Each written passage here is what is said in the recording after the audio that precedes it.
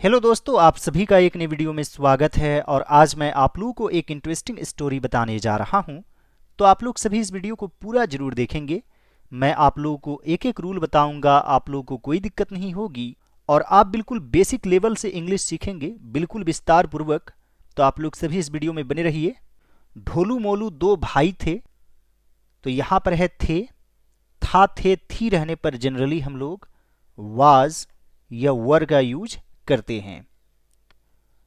एक से अधिक में वर का यूज करते हैं, सिंगुलर नंबर में वॉज का यूज करते हैं।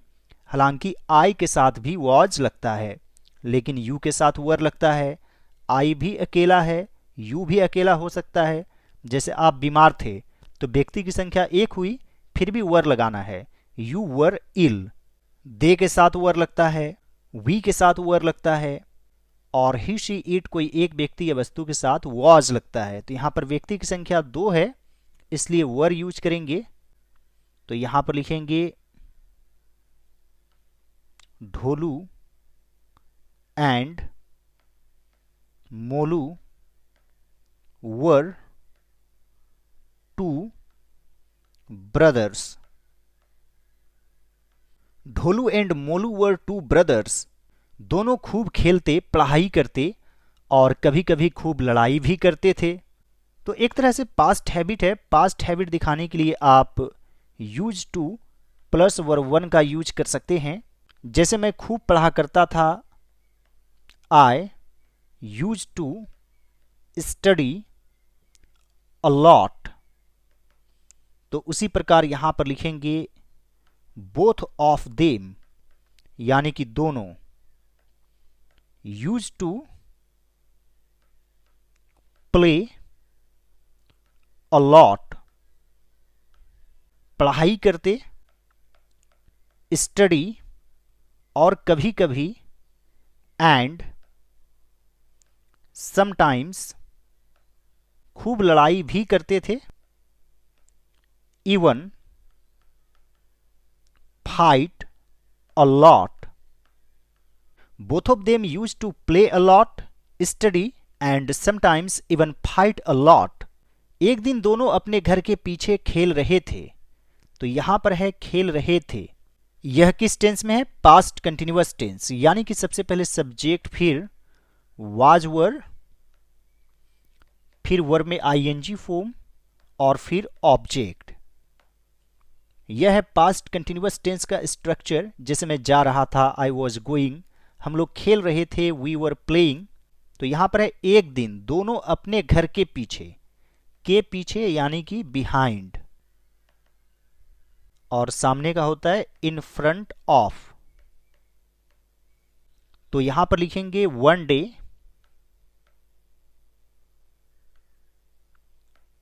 बोथ, या फिर both of them were playing behind. और व्यक्ति की संख्या दो है, तो यहां पर देयर यूज कर देंगे अपने के लिए, देयर हाउस। अपना या अपनी की इंग्लिश सब्जेक्ट के अनुसार चेंज होती रहती है। जैसे मैं अपने घर में हूं, I am in my house. तुम अपने घर में हो, you are in your house. वे लोग अपने घर में हैं, they are in their house. हम लोग अपने घर में हैं, we are in our house. और शी रहता है तो हर हो जाता है, she is in her house, he is in his house. तो इस तरह से बदलते रहता है। और प्लूरल फॉर्म में रहता है तो देयर यूज करते हैं। One day both of them were playing behind their house. वहां एक कमरे में बिल्ली के दो छोटे छोटे बच्चे थे। तो यहां पर है दो छोटे छोटे बच्चे थे, देयर से शुरू करना पड़ेगा। जैसे एक लड़का था, देयर वॉज ए बॉय, और एक से अधिक है, मान लीजिए लड़के थे, देयर वर बॉयज। तो यहां पर लिखेंगे देयर वर टू स्मॉल कीटन्स। बिल्ली के बच्चे को कीटन कहते हैं। वहां के लिए फिर एक और देयर लिख सकते हैं, इन अ रूम। जैसे वहां पानी था, देयर वॉज वाटर देयर, आप कह सकते हैं। There were two small kittens there in a room. आप देयर नहीं भी लिखेंगे तो भी चलेगा। There were two small kittens in a room. बिल्ली की माँ कहीं गई हुई थी, दोनों बच्चे अकेले थे। तो यहां पर है कहीं गई हुई थी, यानी कि यह काम पहले हो गया था। पास्ट में दो काम हुआ है, यानी बच्चे अकेले थे, लेकिन उससे भी पहले उसकी माँ कहीं चली गई थी। तो यह दिखाता है डिस्टेंट पास्ट को। और डिस्टेंट पास्ट को दिखाने के लिए हमेशा हम लोग पास्ट परफेक्ट टेंस यानी कि subject plus had plus verb 3 plus object का यूज करते हैं। बिल्ली की माँ कहीं गई हुई थी, तो यहां पर लिखेंगे the cat's mother had gone somewhere। और दोस्तों मान लीजिए यहां पर आप किटन्स भी लिख सकते हैं। The kittens mother had gone somewhere या the cat's mother had gone somewhere. दोनों बच्चे अकेले थे। Both the kittens were alone। The kitten's mother had gone somewhere, both the kittens were alone। उन्हें भूख लगी हुई थी, इसलिए खूब रो रहे थे। तो यहां पर लिखेंगे they were hungry, so they were crying a lot। They were hungry, so they were crying a lot। Dholu Molu ने दोनों बिल्ली के बच्चों की आवाज सुनी और अपने दादाजी को बुलाकर लाए। तो यह सिंपल पास्ट टेंस में है। मैंने आवाज सुनी, I heard a voice। तो सुनना के लिए hear यूज करते हैं, hear से heard बन जाता है वर्ब टू। यह सिंपल पास्ट टेंस में, इसमें सबसे पहले सब्जेक्ट फिर वर्ब टू फिर ऑब्जेक्ट यूज करते हैं। किसने सुनी? ढोलू और मोलू ने। ये क्या है? सब्जेक्ट। तो यहां पर लिखेंगे ढोलू एंड मोलू हर्ड, बिल्ली के बच्चों की आवाज, द वॉइस, या फिर heard the crying of the two kittens. और अपने दादाजी को बुलाकर लाए, and called their grandfather. Dholu and Molu heard the crying of the two kittens and called their grandfather. दादाजी ने देखा दोनों बिल्ली के बच्चे भूखे थे। दादाजी ने देखा, देखना की इंग्लिश होती है सी, और देखा के लिए सॉ यूज करेंगे वर्ब टू। वर्ब 3 होता है सीन। तो यहां पर लिखेंगे grandfather saw that both the kittens, एक से अधिक है वर यूज करेंगे hungry। Grandfather saw that both the kittens were hungry। दादाजी ने उन दोनों बिल्ली के बच्चों को खाना खिलाया और एक एक कटोरी दूध पिलाई। तो यह भी है सिंपल पास्ट टेंस में, सबसे पहले सब्जेक्ट फिर वर्ब टू और फिर ऑब्जेक्ट। खाना खिलाना, खिलाना की इंग्लिश होती है फीड, और फीड का वर्ब टू होता है फेड, वर्ब 3 भी होता है फेड। तो यहां पर लिखेंगे grandfather fed the two kittens and gave them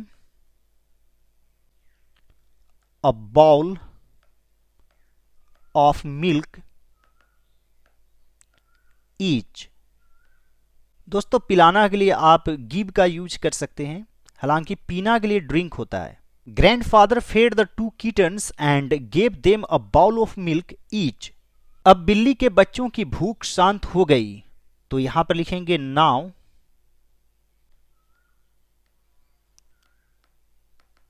the kittens hunger was satisfied. Now the kittens hunger was satisfied. यहां पर मेन वर्ड है हंगर, और हंगर के अनुसार वॉज लगेगा, ना कि किटन्स के अनुसार। वे दोनों आपस में खेलने लगे। बोथ ऑफ देम, लगे रहने पर हम लोग ज्यादातर बिगैन या स्टार्टेड का यूज करते हैं, तो यहां पर लिखेंगे स्टार्टेड। इसके बाद आईएनजी फॉर्म यूज करते हैं। Both of them started playing, आपस में with each other. Both of them started playing with each other. से देखकर ढोलू मोलू बोले बिल्ली बच गई। दादाजी ने ढोलू मोलू को शाबाशी दी। यह भी है सिंपल पास्ट टेंस में, सबसे पहले सब्जेक्ट, फिर वर्ब टू और फिर ऑब्जेक्ट। शाबाशी देना यानी कि अप्रिसिएट करना, प्रेज करना, या फिर एडमायर, या फिर आप कॉन्ग्रेचुलेट भी लिख सकते हैं। इसे देखकर, सिंग this, Dholu and Molu said that the cats were saved। Cats यानी कि बिल्ली के बच्चे ही, द किटन्स वर सेव्ड भी आप लिख सकते हैं। दादाजी ने ढोलू मोलू को शाबाशी दी। ग्रैंडफादर